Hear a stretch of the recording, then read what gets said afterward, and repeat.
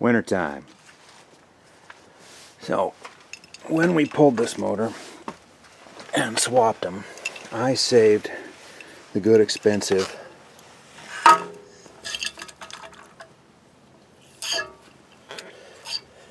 permanent life truck duty antifreeze out of it. The problem was, I don't know if you can see that. The problem was I also flushed the block. And so because I flushed the block, when I had it on the chains, I got regular water back in. And so even though I saved my antifreeze and put it back in the block and topped her back up, I ended up accidentally a little light because of just how much regular water got trapped in the block. So now I have the unfortunate situation of having the truck only good for about, what was that on there? It's like minus 23 Fahrenheit, which would be very adequate in a lot of places, but on a bad year we might see minus 30, and it seems like a pretty stupid thing to maybe lose a motor over.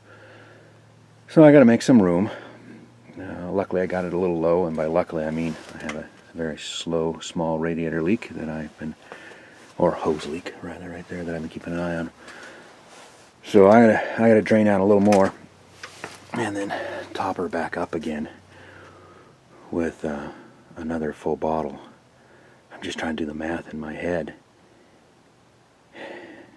How much do I have to drain out? Do I have to drain out enough to put 2 full pure gallons in, or just 1? It would sure suck to do just 1 and not have it enough, and it would also suck to dump 2 expensive bottles into a truck that this motor is going to come back out of again this spring. So, I don't know. Maybe it's not even worth pulling the motor back out of it in the spring. We still have to decide that. That's a video for another day. So regardless, to drain these, you got this port right here, which is conveniently located directly on top of all this airline stuff, so that you can't just put a bucket under here and catch a stream, right? It hits this, and then it fountains in just this wonderful unicorn rainbow-like of awesomeness. So you gotta hook something up to it, and because it doesn't have a nozzle on the end of the drain plug, which by the way you can buy those that have an actual pipe nozzle, pipe nipple, and it means some sort of collaboration rain gutter system to just get her into a bucket. Frick. Alright, I'm going to drain 2 gallons off, put 2 gallons in the truck, and I'm sure that'll push me to minus 30. And if I think I'm going to be below minus 30, I'll plug it in. I think that'll be minus 30. Plug it in or put a barbecue underneath of it if the power fails. Okay. So anyways, if you're checking those, number 1, take it from somebody who has now lost 2 motors. 2 motors to liner failure. We don't know if they're O-ring or cavitation failures yet. I suspect they're O-ring failures, but I don't know. Anyway, somebody's lost 2 motors now to liner failure, and God only knows what's going on inside this 3rd one. I'm not going to put another used one in. We're rebuilding. We're done with it. It's just pissing in the wind. But take it from that guy, right? You want to go out and get that good red antifreeze. But regardless, this is the stuff you want. It's the heavy truck stuff, right? Cat EC1, 750,000 miles. But, don't buy pre-mixed. Mix it yourself. Don't buy somebody else's water. Dang it. Awesome. Alright, this is what I'm going to run. Just to top it up. It's Napa's brand. I'm sure it's totally adequate. Like oil, people swear by their brands, but this will be totally adequate. And this is what you're looking for, is the SCA pre-charged stuff. The little silicate. This, it's specifically designed to help with cavitation.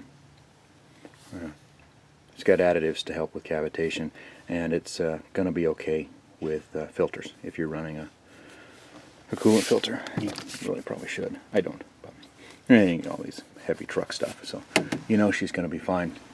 And I'm just going to dump 2 in. Just going to dump 2 in. It'll be overkill, but you know, the 28 bucks or whatever it was, 30 bucks I spent for the 2 of these is a heck of a lot less than losing the motor. And peace of mind, I guess. If it turns out I can't fit them both, I'll drain off a little more.